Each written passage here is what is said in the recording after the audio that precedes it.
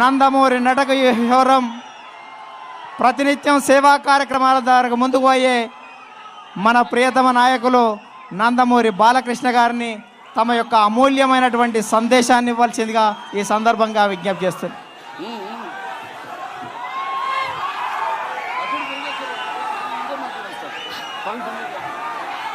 అందరికీ నమస్కారం. ముందుగా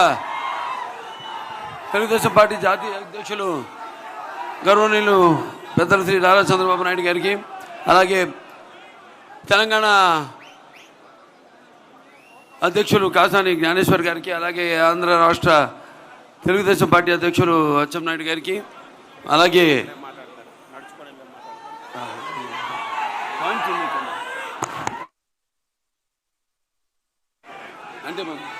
అలాగే నా సహచర పాలిట్ బ్యూరో సభ్యులకు, అలాగే నా సహచర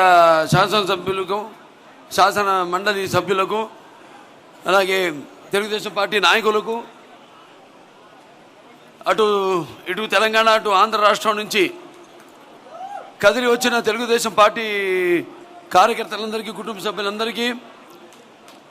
నా అభిమానులందరికీ, అలాగే పాత్రికేయులకు, ప్రింట్ అండ్ ఎలక్ట్రానిక్ మీడియా, అలాగే మిగతా ప్రతి ఒక్కరికి, తెలుగుదేశం పార్టీ నాయకులందరూ కూడా నా హృదయపూర్వక కళాభివందనాలు తెలియజేసుకుంటూ, మరి ఈరోజు మన తెలుగుదేశం పార్టీ 41వ సంవత్సరంలో పూర్తి చేసుకుని 42వ సంవత్సరంలోకి అడుగుతున్న ఈ శుభ సందర్భంగా మీ అందరికీ ఈ తెలుగుదేశం పార్టీని ఎన్నెళ్ళు మొదటి నుంచి కూడా తమ భుజస్కంధాలపై మోస్తూ అటు రెండు రాష్ట్రాల్లో కూడా ఈ యొక్క అంకిత భావంతో ఏదైతే మీరు పార్టీ కోసం శ్రమిస్తున్నారో, ఏదైతే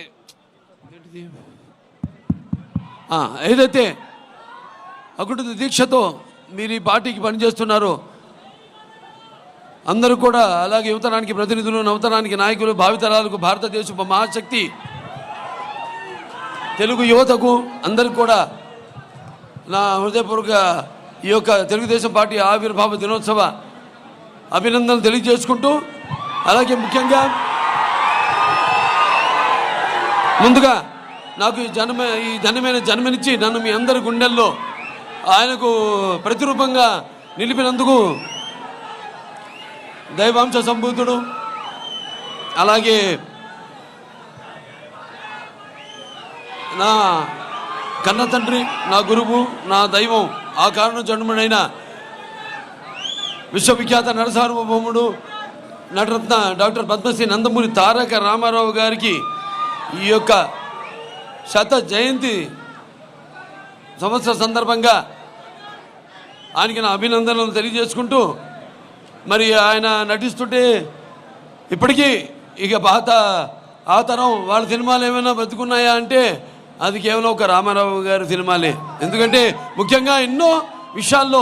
ఆయన అటు భక్తిని బతికించారు, అలాగే మన సాంప్రదాయ సంస్కృతాలని ఆయన సినిమాలు ప్రతిబింబించారు, అలాగే ఆయన పౌరాణికాలు నటిస్తే ప్రాణం పోసుకున్నాయి, జానపదాలేమో